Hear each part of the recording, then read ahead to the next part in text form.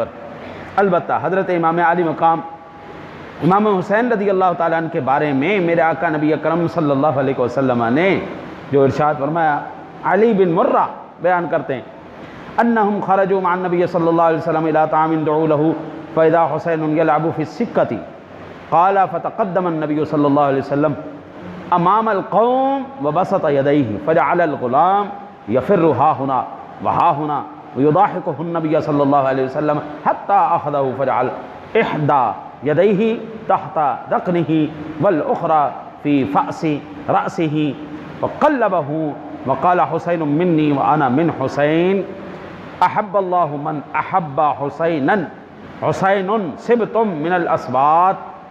یہ سنن ابن ماجہ شریف کے اندر حسن درجے کی حدیث پاک ہے 144 نمبر پر۔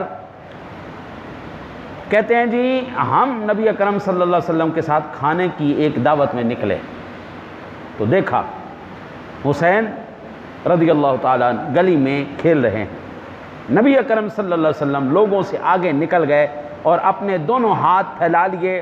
حسین بچے تھے، ادھر ادھر بھاگنے لگے، نبی اکرم صلی اللہ علیہ وسلم ان کو ہنسانے لگے، یہاں تک کہ ان کو پکڑ لیا اور اپنا ایک ہاتھ ان کی تھوڑی کے نیچے اور دوسرا سر پر رکھ کر بوسہ لیا۔